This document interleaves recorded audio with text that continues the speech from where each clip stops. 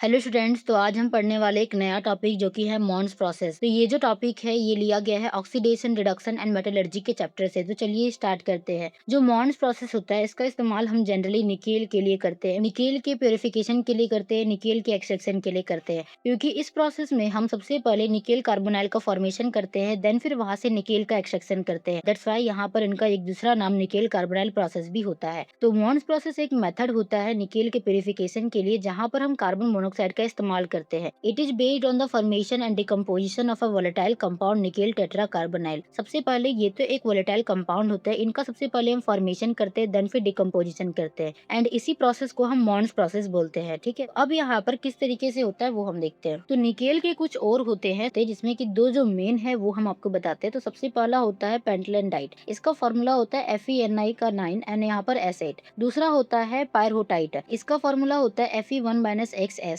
यहाँ पर आपको आयरन भी देखने को मिल रहा होगा। तो कुछ कुछ और के नाम है, और भी बहुत सारे होते हैं, आप गूगल करके लिख सकते हो। अब हम देखते हैं मॉन्स प्रोसेस आखिरकार होता क्या है, किस तरीके से हम यहाँ पर निकेल को पाते हैं, प्योर निकेल को पाते हैं। तो यहाँ से हमारा स्टेप्स स्टार्ट है। तो पहला जो स्टेप होता है वो होता है कि जो निकेल सल्फाइड, अगर हमने निकेल सल्फाइड का कोई सोल्यूशन नहीं रखा है, या अगर हमने निकेल सल्फाइड का कोई कंपाउंड ले रखा है, तो सबसे पहले उसे हमें निकेल ऑक्साइड में चेंज करना पड़ेगा। ठीक है, तो यहाँ पर दो कंडीशन होती है, या तो आपके पास सल्फाइड का कोई कंपाउंड होगा जिससे कि आपको निकेल को हटाना होगा, या फिर आपके पास ऑक्साइड का कोई कंपाउंड होगा। तो अगर मान लो हमारे पास निकेल सल्फाइड है, तो इसे हम सबसे पहले रोस्ट करते हैं और उसको हम कन्वर्ट करते हैं NiO में। तो यहाँ पर NiS है, इसको हम रोस्ट कर रहे हैं, ऑक्सीजन के प्रेजेंस में हीट कर रहे हैं। तो ये क्या बनता है, NiO बनता है एंड SO2 गैस निकलती है। देन सेकेंड स्टेप में ये जो NiO हमने बनाया है उसको हम हाइड्रोजन से पास करेंगे, और ये हाइड्रोजन हमें मिलता है वाटर गैस से। वाटर गैस का फॉर्मूला होता है CO+H2, CO कार्बन मोनोक्साइड और यहाँ पर H2 भी होता है। तो वो जो H2 आ रहा है इसको हम यहाँ से इसके साथ रिएक्ट करवाते हैं, 200 डिग्री सेल्सियस में हीट करते हैं इसको। तो क्या बनता है, यहाँ पर निकेल बनता है और H2 बनता है। लेकिन ये जो निकेल हमें यहाँ पर मिला है ये इम्प्योर निकेल है। ठीक है, तो इससे काम नहीं चलेगा, इसको और भी आगे बढ़ाना पड़ेगा।